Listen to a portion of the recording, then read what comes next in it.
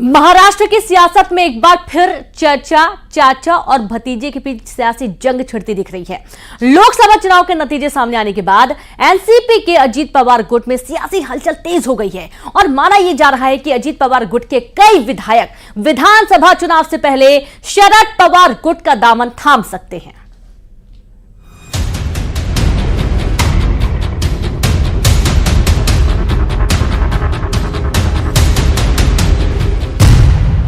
महाराष्ट्र में फिर शुरू हुआ सियासी खेला।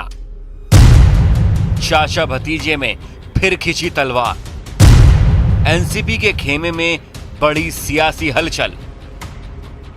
कहते हैं सियासत में चाचा भतीजे और मामा भांजे के रिश्ते का रोल बड़ा ही पेचीदा होता है। चाचा भतीजे के रिश्ते ने एक बार फिर से अपना रंग दिखाना शुरू कर दिया और इस बार यह खेला महाराष्ट्र में होता दिख रहा है।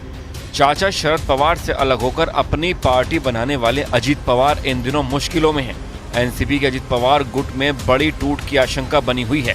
ऐसी अटकलें इसलिए लगाई जा रही हैं क्योंकि गुरुवार को अजीत पवार ने अपने विधायकों की बैठक बुलाई थी, लेकिन इस मीटिंग में उनके 5 विधायक नहीं पहुंचे और फिर इसके बाद से अटकलों का बाजार गर्म हो गया।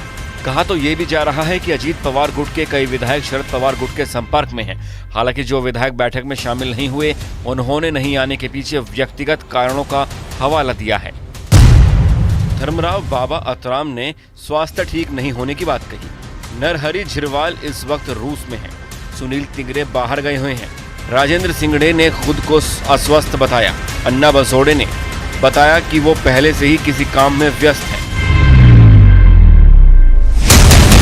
विधायकों ने बैठक में नहीं आने की वजह भले ही कुछ भी बताई हो, लेकिन बताया जा रहा है कि अजीत पवार गुट के कई विधायक शरद पवार गुट के संपर्क में हैं और आने वाले दिनों में विधायकों के आने जाने का सिलसिला शुरू हो सकता है। हालांकि महाराष्ट्र की शिंदे सरकार पर इससे कोई खतरा नहीं होगा। बहुत लोगों का मूड बदल गया है और अलग अलग वक्त वो मेरे संपर्क में है और हमारे कोई निर्णय नहीं हुआ है, इसलिए हम पार्टी के अंदर बात करेंगे। थोड़ा सा 9 तारीख को हमारी भारत के राष्ट्रवादी कांग्रेस शरद चंद्र पवार पार्टी की एक्सटेंडेड वर्किंग कमेटी की मीटिंग 9 तारीख को होने वाली है। उसमें ये सारे विचार उसके सामने रखने पड़ेंगे। जाने वाले नहीं है।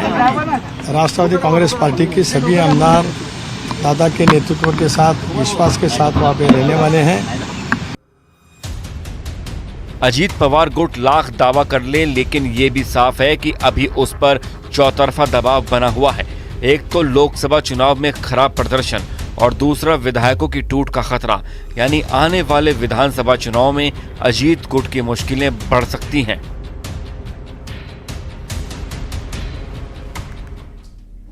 ग्वालियर के बाल सुधार गृह में लापरवाहियां थमने का नाम नहीं ले रही हैं। आज फिर से बाल सुधार गृह से 5 बाल अपराधी फरार हो गए। इनमें एक हत्या